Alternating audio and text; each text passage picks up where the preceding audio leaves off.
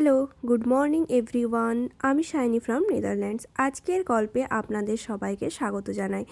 আজকের দিনটার থেকেও বেশি গুরুত্বপূর্ণ হলো আজকের তারিখটা। হ্যাঁ, আজকে 30th জুলাই, যেদিন আমার বার্থডে। আজকের দিনটা বাকি অন্য সব দিনের তুলনায় আমার কাছে অনেকটাই আলাদা। মানুষ যত বড়ই হয়ে যাক না কেন, মানুষের কাছে হয়তো জন্মদিনটা একই রকমভাবে স্পেশাল থাকে। ঠিক সেই রকম আমার ক্ষেত্রেও ব্যতিক্রম হয়নি। আমার জন্মদিন আমার কাছে তো স্পেশাল ছিলই, সাথে সাথে স্পেশাল ছিল আমার আত্মীয় পরিজন, কাছের মানুষদের কাছে। আজকের ব্লগটা বড়দেরকে প্রণাম জানিয়ে এবং ছোটদেরকে ভালোবাসা জানিয়ে শুরু করছি এবং বড়দের কাছ থেকে আশীর্বাদ কামনা করি। এখন আমরা ছিলাম একটা শপিং মলে, যেখানে ভাবলাম কিছু ড্রেস বা কালেকশন আপনাদের সাথে শেয়ার করে দিই। এখন যে ড্রেসগুলো দেখতে পাচ্ছেন, এগুলো অনেকটা ওই জারাতে যে টাইপের ড্রেস থাকে ওই টাইপের, ওই পার্টি ওয়্যার। যদিও খুব একটা বেশি এরকম টাইপের ড্রেস আমার পছন্দ না, তাও দেখছিলাম আর কি। আর এখানে খুব সুন্দর সুন্দর ব্যাগ ছিল। এই শপিং মলের মধ্যে কিন্তু Louis Vuitton, Gucci, Michael cross, grace বিভিন্ন টাইপের বড় বড় ব্র্যান্ডেড ব্যাগ পাওয়া যাচ্ছিল। ব্যাগগুলো কত সুন্দরভাবে সাজিয়ে রাখা হয়েছিল। আর এখন তো এখানে সামার টাইম চলছে, যার জন্য বাইরে বেশ ভালো গরমও ছিল। সেই গরম থেকে বাঁচার জন্য কিছুটা আমরা এই ভেতরে চলে এসেছিলাম।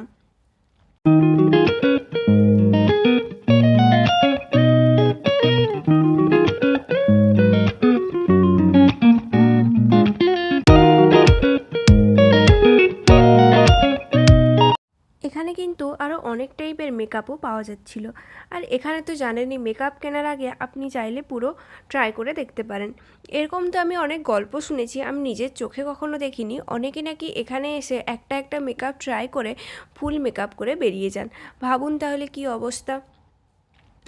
যদিও এখানকার সব কিছু টেস্টার বলে একটা আলাদা প্রোডাক্ট রাখাই থাকে, যেটা আপনি ট্রাই করতে পারেন। আর এটা ছিল গুচির কাউন্টার। Eyeliner, mascara, lipstick, contour, foundation, এছাড়াও আরও মেকআপের প্রায় সব কিছুই ছিল। এখানে কিন্তু আমাদের ইন্ডিয়ার ব্র্যান্ড বলতে ক্লিনিক বা লরিয়াল এগুলো আমি দেখেছি। এছাড়া খুব একটা বেশি ইন্ডিয়ান জিনিসপত্র এখানে চোখে পড়ে না। এখানকার মানুষজন কিন্তু প্রচুর পারফিউম ইউজ করতে পছন্দ করেন। আর এখানকার মানুষজনদের পারফিউমের ব্যাপারে কিন্তু একটা বেশ ভালো ফ্যাসিনেশনও আছে। তার জন্য অনেক টাইপের পারফিউম পাওয়া যায়।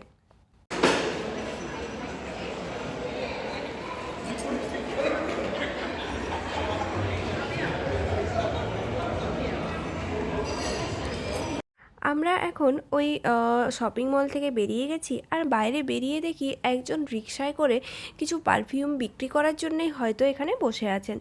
তাহলে চলুন, এখন আমরা যাচ্ছি রাত্রে ডিনারের উদ্দেশ্যে। যদিও ঘড়িতে এখন সময় ছিল ওই 8টা মতো হবে।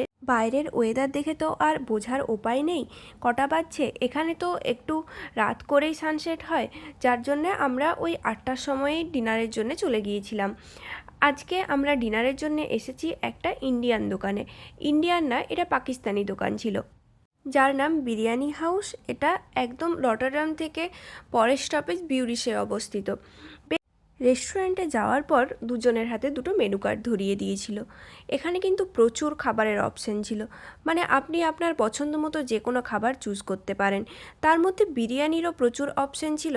আমরা যদিও এবারে কাবাব বিরিয়ানিটাই নিয়েছিলাম। আর এছাড়াও সুইটসেরও প্রচুর অপশন ছিল। প্রত্যেকটি ডিশের পাশাপাশি নামের সাথে সাথে তার প্রাইসও লেখা ছিল। যদি প্রয়োজন হয় তো আপনারা এটা পজ করে দেখে নিতে পারেন। চলুন তাহলে এই রেস্টুরেন্টটাও আপনাদেরকে একটু ঘুরে দেখিয়ে দিই। বেশ হাফ অ্যান আওয়ার মতো ওয়েট করার পরে আমরা যেগুলো অর্ডার দিয়েছিলাম তার মোটামুটি 75% মতো ওনারা আমাদেরকে সার্ভ করে দিয়েছিলেন। আমরা দিয়েছিলাম বাটার তন্দুরি রুটি, আর সাথে ছিল চিকেন। এই চিকেনটার নাম ছিল চিকেন মাখানি। যদিও এখানকার চিকেনগুলো কিন্তু আমার বেশ ভালোই লেগেছে। এটা বার্ন ফ্লেভার ছিল। আসলে এখানকার চিকেনে হয়তো ফ্লেভারটা বেশি করে অ্যাড করার জন্যেই এনারা কারিতে দেওয়ার আগে বার্ন করে দেন। অনেকক্ষণ ওয়েট করে আছি, এরপর চলুন তাহলে খাওয়া দাওয়া শুরু করি আর দেখি খাবারের টেস্ট বা স্বাদ কেমন ছিল। খেয়ে তো বেশ ভালোই লাগলো। ভাবতেই পারিনি যে নেদারল্যান্ডসে বসে এরকম টাইপের খাবার পাওয়া যাবে। এখানকার মানুষ তো ব্রেড ছাড়া আর কিছু খায় বা বানায় বলে আমার মনে হয় না। সেখানে এরকম ইন্ডিয়ান খাবার পেয়ে তো খুবই ভালো লাগলো, মন একদম প্রশান্তি হয়ে গেল বলতে পারেন।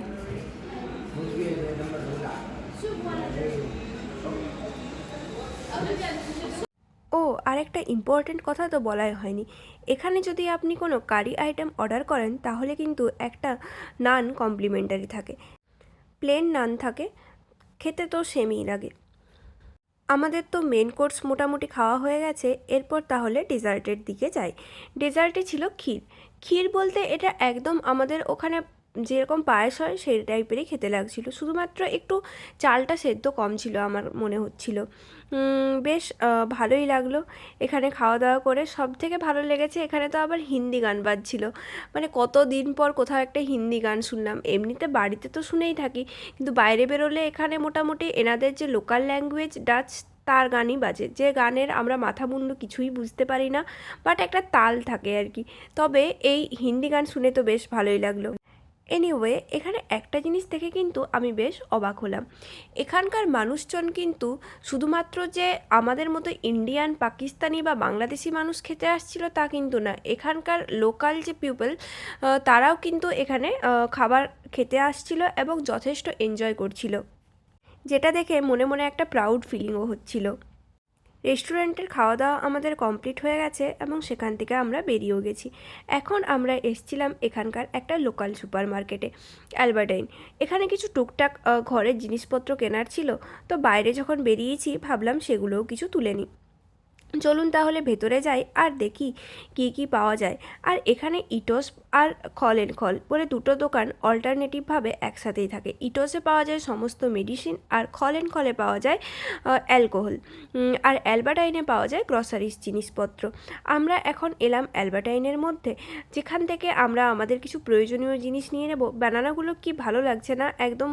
আমি একটা চেন পরেছিলাম, আর যে লেখাটা দেখানোর জন্যই আমি এখন বের করাচ্ছি। এই চেনটা আমার খুবই পছন্দের একটা চেন, আর যেটা আমার খুবই ভালো লাগে পরতে। এখন আমরা বাড়িতে চলে এসেছি, আর বাড়িতে এসে তো আমি সত্যিই সারপ্রাইজ হয়েছিলাম। এখানে একজন দেখুন বসে বসে কেক সাজানোর চেষ্টা করছে।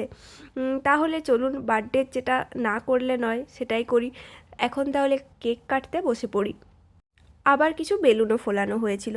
চলুন তাহলে আমার এই স্পেশাল মুহূর্তটা আমি আপনাদের সাথেও শেয়ার করে নিই।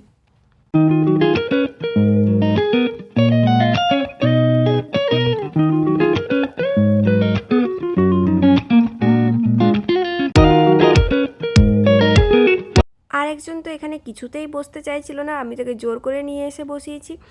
আর এরপর একে একে ক্যান্ডেলগুলো জ্বালানো হচ্ছে। জন্মদিনে যদিও আমি শুনেছি ক্যান্ডেল জ্বালানোর পর সেটা আর বন্ধ করতে নেই, কিন্তু ওই আর কি যেটা ছোটোবেলা থেকে করে এসেছি সেটাই হয়ে যায়। জ্বালানোর পর তো সেটা একটা ফু দেওয়ার একটা ট্র্যাডিশন তো থেকেই থাকে।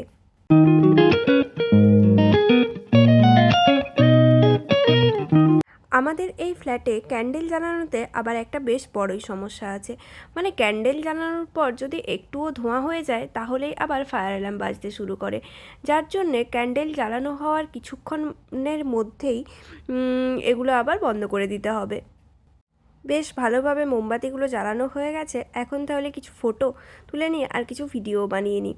ফটো না থাকলে এগুলো আমি স্মৃতি হিসেবে কি করে রাখবো বলুন? এগুলো তো আমার কাছে স্মৃতির জন্যে এই ফটো ভিডিওগুলো অত্যন্ত জরুরি।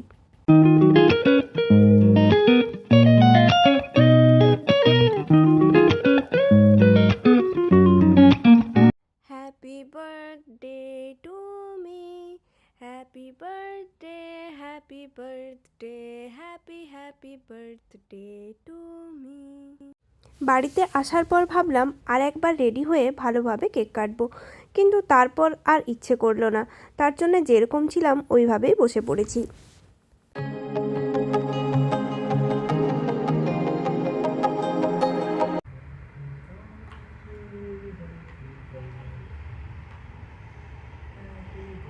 কেক তো কাটা হয়ে গেল, এরপর সেই অন্তিম মুহূর্ত, কে আগে কেক খাবে, যার জন্মদিন সে নাকি যে জন্মদিনের অ্যারেঞ্জ করেছে সে, তা নিয়ে তো একটু যুদ্ধ হবেই। Thank you so much for everything you have done for me. বলেছিলাম না যে তখন বিরিয়ানি অর্ডার দেওয়া হয়েছিল, কিন্তু তখন আমাদের ওই রাত 8টা মতো বাজছিল, তো যার জন্য খুব একটা বেশি খিদে পায়নি। তান্দুরি রুটি আর চিকেন খেয়ে পেট ভরে গিয়েছিল, তার জন্যে আমরা বিরিয়ানিটা পার্সেল করিয়ে নিয়েছিলাম। বিরিয়ানিতে এরকম একটা বক্স মতো দিয়েছিল, যেটাতে ছিল স্যালাড, ছিল কাবলি চানার তরকারি আর রায়তা সাথে ছিল পাঁপড়। বিরিয়ানিটা এখন একটু গরম করার জন্য দুটো প্লেটে আলাদা আলাদা করে বেড়ে নিয়েছি। আর দেখতেই পাচ্ছেন চিকেনগুলো ওই কাবাব ছিল না, যার জন্য লেগ পিস ছিল না। বেশ সুন্দর খেতে ছিল কিন্তু বিরিয়ানিটা। যদি কেউ নেদারল্যান্ডসের রটারডাম সাইডে থেকে থাকেন তাহলে কিন্তু অবশ্যই এই বিরিয়ানিটা মাস্ট ট্রাই। তাহলে চলুন আজকের এই বিরিয়ানি খেতে খেতে আমাদের ভ্লগটা শেষ করছি। যদি আমার এই ভ্লগ আপনাদের ভালো লেগে থাকে তাহলে please do like, comment, share and subscribe. দেখা হবে পরের নতুন একটি ভ্লগে। Thanks for watching my video. Thank you so much. বিরিয়ানির সাথে রায়তা কিন্তু একদম মাস্ট। বিরিয়ানি যেরকমই একটা হাই ফ্লেভার ডিশ, রায়তা সেখানে সেটাকে ব্যালেন্স করার জন্য প্রয়োজন।